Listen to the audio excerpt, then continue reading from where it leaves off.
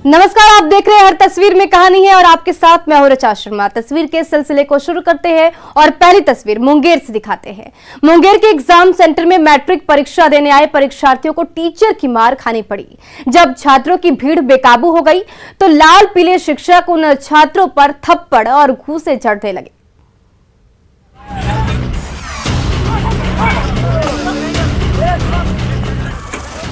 घंटी घनघनाते ही matric students की भीड़ एग्जाम सेंटर की ओर दौड़ पड़ी,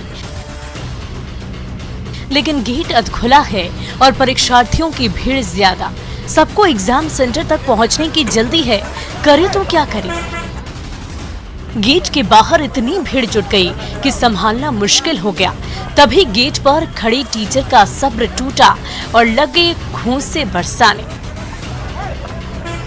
तो किसी को थप्पड़ जड़ दिया। फिर भी परीक्षार्थियों की भीड़ नहीं रुकी तो दे मुक्का बरसाने लगे। हालात बेकाबू हो गए तो गेट ही बंद कर दिया। कभी लेट हो जाती है, कहीं एग्जाम में फंस जाते हैं, उसके कारण बच्चे को एक सेटिंग के रूप में गेट को बंद किया जा रहा था, जिसके कारण वो जल्दी से जल्दी एंट्री करे और सुचारू रूप से परीक्षा का संचालन कर सके। सोशल मीडिया में तेजी से वायरल हो रहा ये वीडियो है तारापुर के माधोडी +2 हाई स्कूल का। साइंस सब्जेक्ट का एग्जाम देने के लिए मुंगेर के परीक्षार्थियों की भीड़ जुटी हुई थी, लेकिन जैसे ही ये छात्र गेट पर पहुंचे भगदड़ मच गई। तभी गेट पर खड़े टीचर धक्का मुक्की करने लगे, छात्रों की पीठ पर मुक्के बरसाने लगे। लेकिन अपने भविष्य को लेकर चिंतित ये छात्र एग्जाम सेंटर में दाखिल होने के लिए जोर लगाते रहे, तो ये टीचर भी उन छात्रों पर लात मुक्के बरसाते रहे। वीडियो में साफ दिखाया जा रहा है कि टीचर के साथ बच्चों को टीचर वैसा किए हैं वो बिल्कुल गलत है। ठीक है, प्रशासन इसके लिए आगे से ख्याल रखेगी, वैसा भविष्य में लड़के के साथ ना हो। मैट्रिक परीक्षार्थियों की भीड़ एग्जाम हॉल की ओर दौड़ती रही और उस भीड़ पर ये छात्र मुक्के और थप्पड़ जड़ते रहे। जैसे ही ये वीडियो सोशल मीडिया में वायरल हुआ, शिक्षकों की करतूत को लेकर गंभीर सवाल उठाए जाने लगे। अरुण शर्मा, न्यूज़ 18 मुंगेर। और इधर पटना के आर्यभट्ट नॉलेज यूनिवर्सिटी के इंजीनियरिंग स्टूडेंट्स सड़क पर उतर गए और 1 साल बाद एग्जाम और प्रमोशन नहीं होने से इन छात्रों का भविष्य बर्बाद हो रहा है।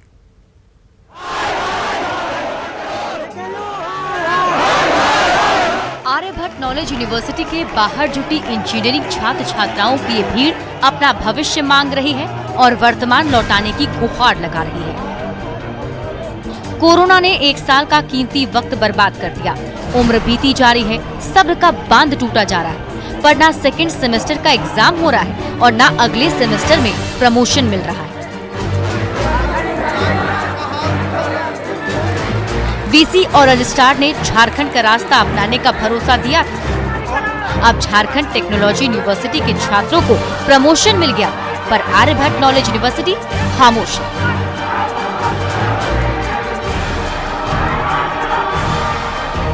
हमारा आश्वासन यही मिला है कि हमें हर बार बोला गया है प्रमोट किया जाएगा या ऑफलाइन एग्जाम दिया जाएगा, मगर कुछ नहीं उसका निश्चय मिला। क्या चाहते हैं आप? चाहते हैं कि प्रमोट किया जाए, किसी भी हालत में प्रमोट ही किया जाए। मिलते हैं?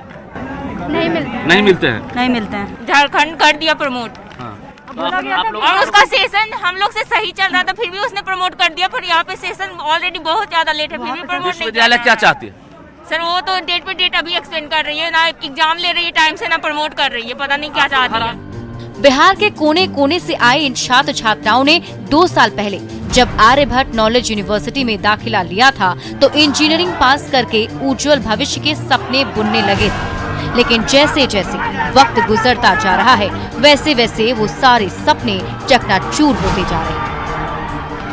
पिछले 1 साल से जहां के तहां लटके हुए हैं, न आगे बढ़ पा रहे हैं और न ही कोई दूसरा रास्ता मिल पा रहा है। अब तो पढ़ाई लिखाई छोड़कर यूनिवर्सिटी दफ्तर में धरना प्रदर्शन करने की नौबत आ गई। यूजीसी और एआईसीटीसी का गाइडलाइंस के अनुसार अगर रहेगा कि हम लोग प्रमोट कर सकते हैं तो कर देंगे। और वही इसमें ये एआईसीटीसी झारखंड में चलता है सर, जेटीयू सर वहाँ भी प्रमोट कर दिया गया है, लेकिन हम लोग को बोला गया था कि अगर प्रमोट कर दिया जाएगा तो सेशन कितना लेट है? सेशन हम लोग के सर 13 महीना लेट हुआ है सर। आर्यभट्ट नॉलेज यूनिवर्सिटी में आंदोलन कर रहे इन इंजीनियरिंग स्टूडेंट्स का आखिर क्या कसूर?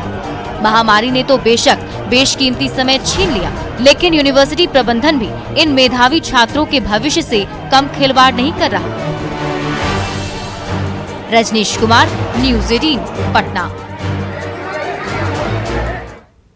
पूर्णिया में अतिक्रमण हटाने के दौरान जमकर बवाल हुआ। एक तरफ बुलडोजर झोपड़ियां उजाड़ने लगी तो दूसरी ओर बर्बादी की आग में सब कुछ राख हो गया।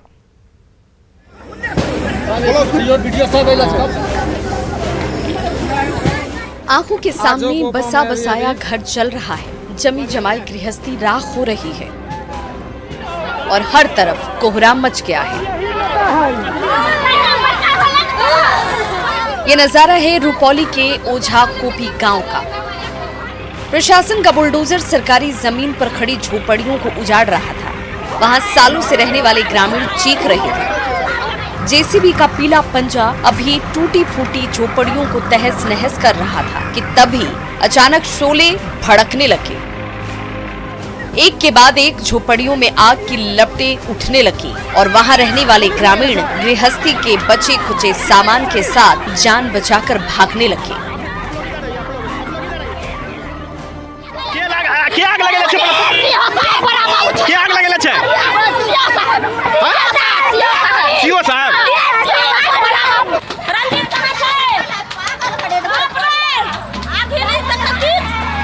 कौन लगाया आगे? देखते ही देखते आग की लपटें एक दूसरे और दूसरे से फिर तीसरे घर तक फैलने लगी। पूरा मोहल्ला धू-धू कर जलने लगा। हर तरफ कोहराम मच गया। गुस्से से आग बबूला ग्रामीण हंगामा मचाने लगे तो अतिक्रमण हटाने गई अफसरों की टीम उल्टे पांव लौटने लगी। लेकिन उन अफसरों की गाड़ियों को ग्रामीणों ने बीच रास्ते में ही रोक लिया और पुलिस और पब्लिक के बीच तू तू मैं होने लगी।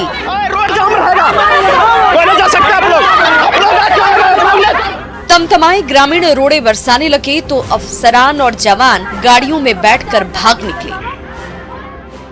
अभी का सीओ बड़ा बाबू एसडीएम सबका सब गाड़ी रहे और हम आग लगा देते। क्या लगल? बोलो ना, हम घर बगल में एकरा लगवा देलके, रखा दे भी लगाए। ओझा कोपी गांव में बुलडोजर के उजाड़ने से पहले ही अग्निदेव ने कई झोपड़ियों को आग में स्वाहा कर दिया तो आग में सब कुछ गंवा चुके ग्रामीणों के पास न तो खाने का अन्न का एक दाना बचा और न ही सिर छिपाने को कोई छत। वहीं अतिक्रमण हटाने के दौरान मचे बवाल ने हर किसी को हिलाकर रख दिया। गाड़ी रोकिए, गाड़ी बोल रहा है, गाड़ी रोकिए, गाड़ी रोकिए। पहले फायर ब्रिगेड बुला करके उसको करवाइए, तब गाड़ी झाड़ने लगे। कुमार प्रवीण, न्यूज़ 18, पूर्णिया। और बाढ़ में दुल्हन के घर रात से सुबह तक बारात का इंतजार होता रहा, लेकिन ना दूल्हे राजा आए और ना ही बारात आई तो बिटिया की तबीयत बिगड़ गई और उसे अस्पताल में भर्ती कराना पड़ा।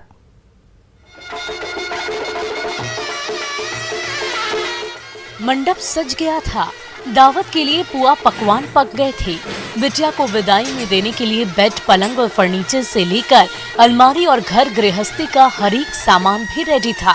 घर पर ब्याह की रस्में निभाई जा रही थी और परिजन बेसब्री से दूल्हे राजा का इंतजार कर रहे थे। ब्याह की घड़ी बीती जा रही थी, लेकिन ना दूल्हे राजा की गाड़ी दिखी और ना कोई ठोस खबर मिली। सब हैरान परेशान, करे तो क्या करे।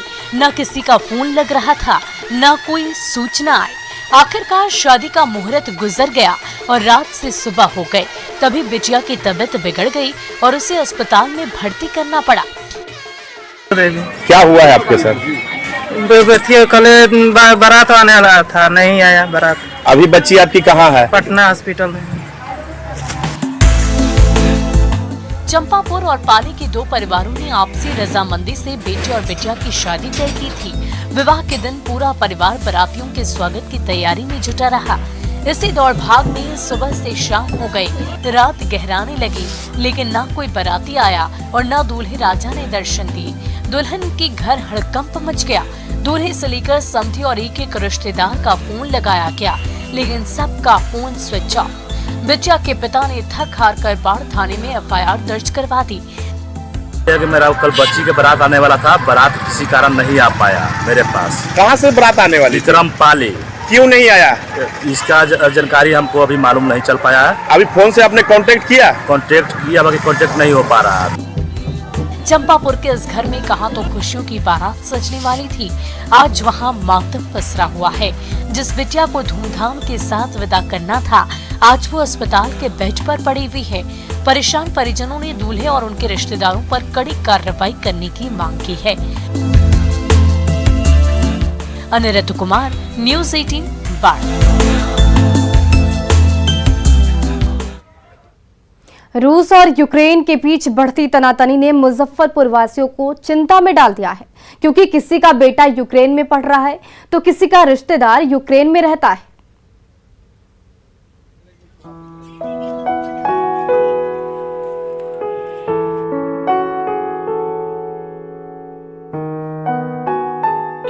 मोबाइल में तस्वीर और चेहरे पर चिंता की लकीरें।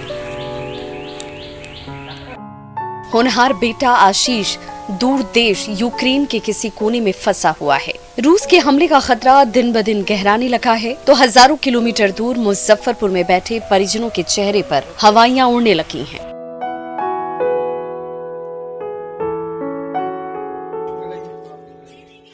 इसी घर का लाल आशीष जब 2 साल पहले मेडिकल की पढ़ाई करने दूर जा रहा था, तभी उसने कहा था कि वो डॉक्टर बनकर ही घर लौटेगा। लेकिन जब से रूस ने यूक्रेन पर आंखें तरेरी हैं, तब से आशीष के परिजनों को एक एक पल काटना मुश्किल हो गया है। अभी तक तो जानकारी यही है कि वो चलने का प्रयास कर रहा है, लेकिन कोई संसाधन नहीं मिलने के कारण वो फंसा हुआ है वहाँ अभी तक। कब से वहाँ पढ़ाई कर रहे हैं? क्या पढ़ाई तो वो पिछले 2 साल से कर रहा है, MBBS कर रहा है। वो बात हुआ है ना। कितना चिंतित है? चिंतित तो है ही, परिस्थिति भी वहाँ की बहुत खराब है। चिंतित होना स्वाभाविक है। तो मुजफ्फरपुर के प्रसिद्ध चिकित्सक डॉक्टर सैफ सुभानी भी यूक्रेन में रहने वाले सास और अन्य परिजनों की सलामती के लिए दिन रात दुआएं कर रहे हैं। डॉक्टर सुभान की पत्नी नतालिया सुभानी यूक्रेन की रहने वाली हैं। जब से युद्ध के खतरे बढ़े हैं, तब से मुजफ्फरपुर में रहने वाली नतालिया यूक्रेन में रहने वाली अपनी मां ततियाना से दिन रात फोन पर बात करती हैं और वहां की खोज खबर लेती रहती हैं। पता तो लग रहे हैं क्योंकि मम्मी भी है और सब है, ठीक है। सिर्फ इतना जो मतलब कीव में कुछ थोड़ा ज्यादा सिचुएशन है, मतलब डरावना। रशिया का क्लोज बॉर्डर है और वहाँ पे रशियन बोलने वाले ज़्यादा हैं, वहाँ पे थोड़ी ज़्यादा परेशानी है। वहाँ पे हमेशा लड़ाई हो रही है, वहाँ पे उनके अंडर में है, वहाँ किसी का रूल नहीं है, ना रशियन का रूल है ना यूक्रेनियन का। वो एक तरह से अपने आप को चला रहे हैं जैसे भी, तो वही पार्ट थोड़ा डिस्टर्ब है। जब से यूक्रेन पर युद्ध का खतरा गहराता जा रहा है, तब से मुजफ्फरपुर में चिंता गहराती जा रही है। हर कोई ऊपर वाले से प्रार्थना कर रहा है और युद्ध के संकट को टालने की विनती कर रहा है। प्रियांक सौरभ, न्यूज़ 18 मुजफ्फरपुर। बिहार पुलिस की जाबाज बेटियां चोर उचक्कों के लिए काल साबित होने वाली है। महाराष्ट्र में मिली कमांडो ट्रेनिंग से फौलाद बनी ये बेटियां जल्द ही बिहार के कोने कोने में तैनात होने वाली हैं।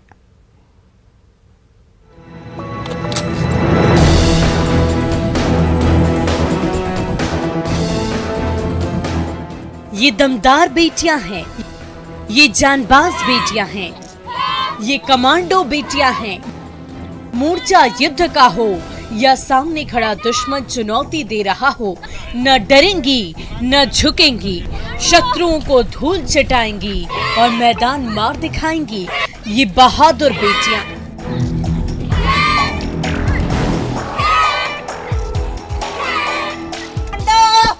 महाराष्ट्र से कमांडो ट्रेनिंग लेकर लौटे बिहार की ये फौलाद बेटियां डिहरी ऑन सोन के BMP 2 ग्राउंड में दमखम दिखाने लगी तो इनकी चुस्ती फुर्ती और पराक्रम का हर कोई कायल हो गया। ऐसा था कि एक बिल्डिंग से दूसरी बिल्डिंग में किस तरह से रस्सी के सहारे स्लेडरिंग करना, फिर हम लोग को रैपलिंग के बारे में, दीवार से चढ़ना है बिल्डिंग पे, तो रैपलिंग भी सिखाया गया है। और हमें BOC के बारे में भी पूरा वहाँ पे सिखलाई गई है। तो इसमें क्या है कि हम लोग अपने आप को भी प्रोटेक्ट कर सकते हैं और दूसरों को भी प्रोटेक्ट कर सकते हैं। तो इस तरह की हमें सिखलाई दी जाती है। तो हम यही बोलना चाहते हैं, जो भी महिला है जो कमज़ोर मतलब अपने आप को फील करते हैं, तो हम उनको ये कहना चाहते हैं कि अगर वो इस विभाग में आते हैं और इस तरह का यहाँ सिखलाई सीखते हैं तो को बनाने की, अगर आप पहले से ही डरे रहोगे तो आप किसी को नहीं डरा पाओगे। इसलिए अपनी मानसिकता को जितना आप मजबूत बनाएंगे, आप दुश्मनों से उतना ही डट के सामना कर पाएंगे। चाहे चक्रव्यूह की पहेली भेदनी हो या मुश्किल से मुश्किल हालात पार करने हो, चोर उचक्कों के छक्के छुड़ाने हो या फिर नक्सलियों के होश ठिकाने लगाने हो, बिहार की ये बहादुर बेटियां हर मोर्चा संभाल लेती है। इशारा हुआ और हाईटेक हथियार लेकर दुश्मनों के दांत खट्टे करने दौड़ पड़ी जानबाज बेटियां। दमखम, पराक्रम और शौर्य से लबरेज ये बेटियां अब जिस किसी भी मोर्चे पर तैनात होंगी, समझिए चोर उचक्कों की शामत आने वाली है।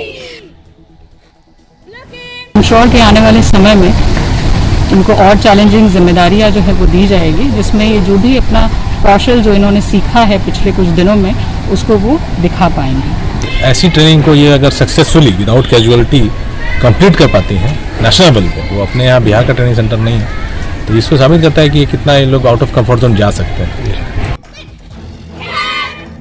बिहार की ये वीरांगनाएं अपनी सूझबूझ और बहादुरी से आने वाले दिनों में बिहार की जनता का दिल तो जीत ही लेंगी। अपनी दिलेरी और दमखम के बदौलत अपराधियों के लिए जरूर काल साबित होंगी। अजीत कुमार, न्यूज़ 18, सासाराम।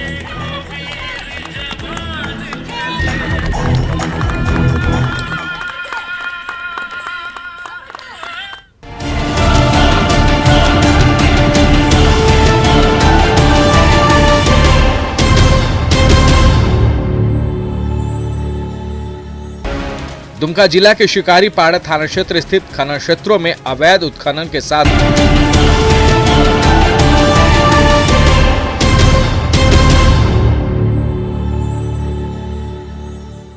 जहानाबाद का रोटी बैंक गरीबों और भूखों का पेट भर रहा है। रेलवे स्टेशन से लेकर चौक चौराहे पर रहने वाले बेसहारों को रोटी बैंक के जरिए सुबह शाम खाना मिल रहा है।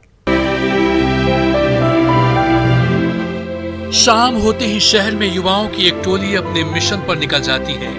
ये मिशन होता है गरीबों और असहायों की भूख मिटाना। पहले इन्हें घर घर जाकर रोटी तसीलना पड़ता था, लेकिन अब शहर के एक नामी होटल से इन्हें मदद मिलती है। वहां से बना बनाया खाना लेकर युवाओं की टोली स्टेशन और दूसरे जगहों पर बांटती है। हम लोग रोटी बैंक थ्रू इसकी संस्था के थ्रू काम कर रहे हैं, जिसमें जरूरतमंद लोगों को खाना मुहैया कराई जाती है, जो कि हम लोग का होता है कि कम से कम एक समय का भोजन ज़रूरतमंद लोगों को पूरा किया जा सके, जिसमें एक मिनिमम कॉस्ट एक निर्धारित की गई है। यहाँ पे प्रचार प्रसार से दूर शहर में भूखे रात गुजार रहे लोगों के लिए रोटी बैंक देवदूत जैसा है। यह काम 2 साल से प्रतिदिन जारी है। अब हालत यह है कि मदद करने वालों को भी लाइन लगाना पड़ता है। कभी जन्मदिन मनाने वाले खर्च उठाते हैं, तो कभी अपने परिजनों का पुण्यतिथि मनाने वाले। असहाय लोगों में वो होते हैं जिनका कोई नहीं, साथ ही वैसे लोग भी होते हैं जो ट्रेन पकड़ने पहुंचते हैं लेकिन पास में भोजन नहीं होता। रोटी से बड़ा कोई धर्म नहीं होता और भूख से बड़ी कोई मजहब नहीं। किसी को भूखा न रहना पड़े, इसको लेकर जहानाबाद के कुछ युवा रोटी बैंक के तहत काम कर रहे हैं। उद्देश्य है कि जिनका कोई नहीं है उनको रात में भूखे ना सोना पड़े। हर दिन ये युवाओं की टोली यहाँ पहुँचती है और भूखे लोगों को भोजन कराती है। राजीव रंजन विमल, न्यूज़ 18, जहानाबाद। मुंगेर के देसी दूल्हे और विदेशी दुल्हन के सच्चे प्यार की जीत हुई। रब ने रास्ता दिखाया और अपने प्यार को हासिल करने गोरी दुल्हनिया दौड़ी दौड़ी 7 समंदर पार मुंगेर पहुंच गई।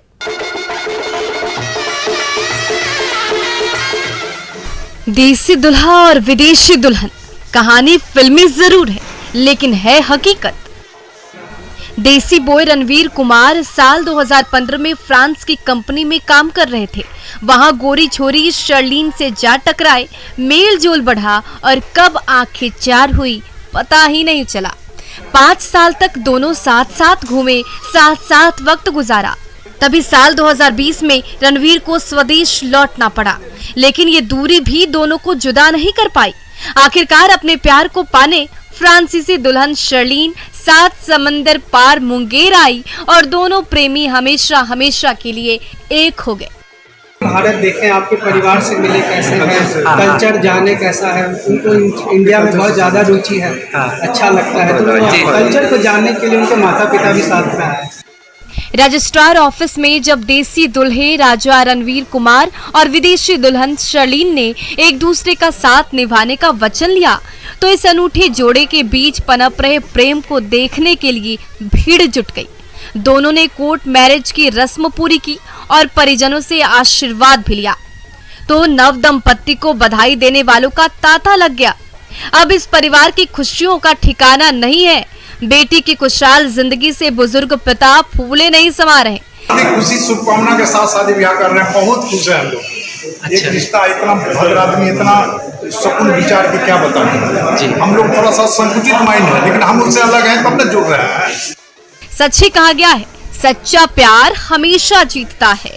देसी दुल्हा और विदेशी दुल्हन के ये हंसते और खिलखिलाते चेहरे एक बार फिर यही साबित कर रहे हैं। अरुण शर्मा, न्यूज़ 18 मुंगेर। गोपालगंज पुलिस ने जिन 2 व्यवसायियों को वकील मर्डर केस में जेल भेजा था, वो निर्दोष साबित हुए। जब 45 दिन बाद दोनों छूटे, तो गोपालगंज पुलिस की कारगुजारी पर सवाल उठने लगे।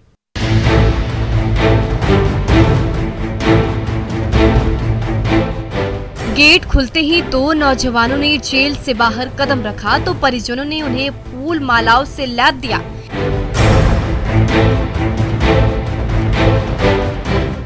ये कहानी है कुचाई कोट के सर्राफा कारोबारी रितेश सोनी और मछली व्यवसायी सुजीत कुमार की। वकील मित्र राजेश पांडे की हत्या के आरोप में 45 दिन से जेल की हवा खा रहे थे। भीतर ही भीतर घुट रहे थे। जो पाप नहीं किया उसकी सजा भुगत रहे थे।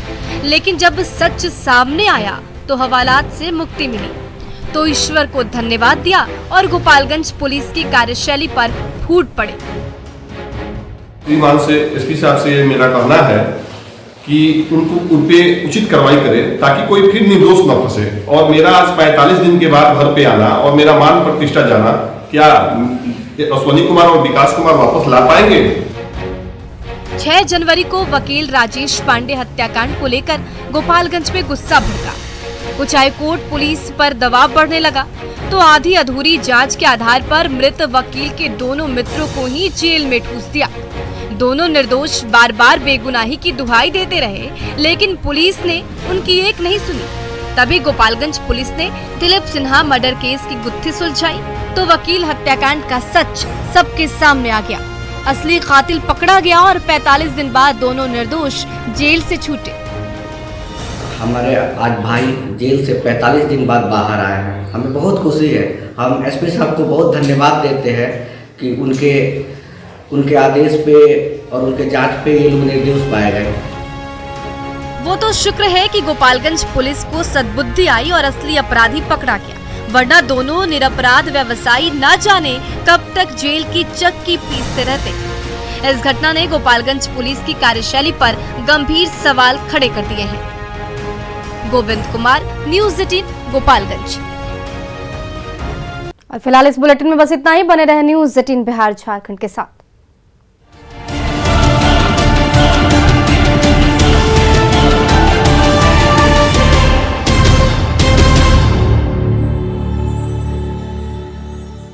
पापा, एव्हा से आपण